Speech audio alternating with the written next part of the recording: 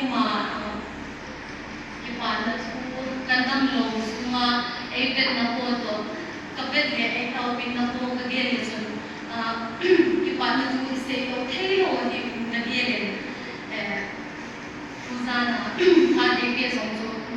kipathu se na ye wari kandam mo suma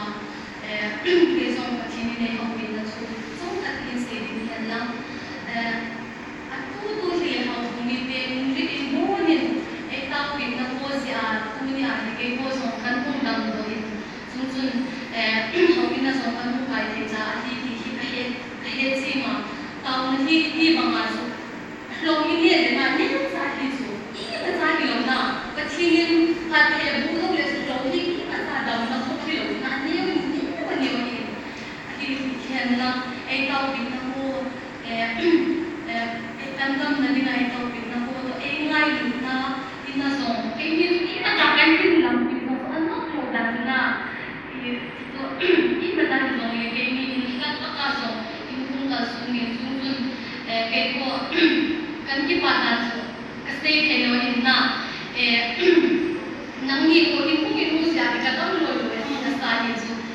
ke ni mi so kan dam lo in hian lang mi se ni kuma kan mi ni ko singa ai taw pin na mo in mi kan na ko ni ka gen le so ke so so hawin na so kung loi kan nu min nang ni do ki mu tu na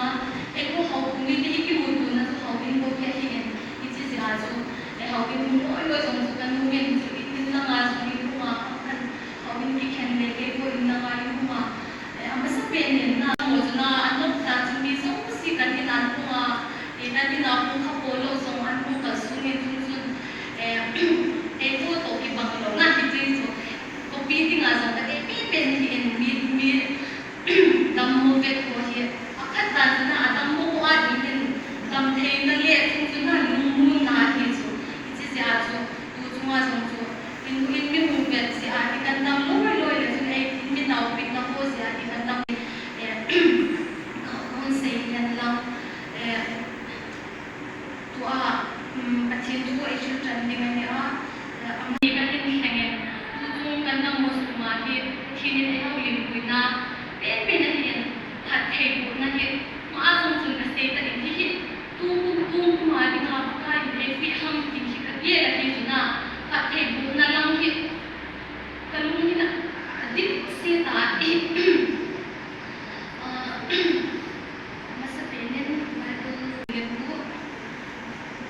sang som lekhat Genesis som ni lebu sang som lekhat chu in le a hot bola apun chu pakai zin amu phanin anaw chu apun petai ahin Rachel wang chu achingin ahin chun simbu thau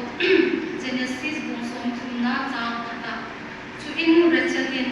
Jacob cha ahin pe lo chu amu phanin Rachelin apunu athang se ta ahi chu in amanun Jacob henga cha nei pen achu ti lo le ka thiding ahi lai thu hi thathe buna matsum na mo pathin thathe buna gen le tu lai thu le a thu hi le a to Rachel hin ko hi ai mu the atu za na se lu pe thathe buna I ti ko pathin thathe buna ti hi mi hin ko a hi ai ko ai mu the hi lo na pathin thathe buna ti le tu a ka hin sim si a le a hin cha ne ya Rachel hin cha to le a hin cha pa bu ane yen cha pa bu ane yen nu mai khat ane yen chun Rachel hin cha ni go ane yen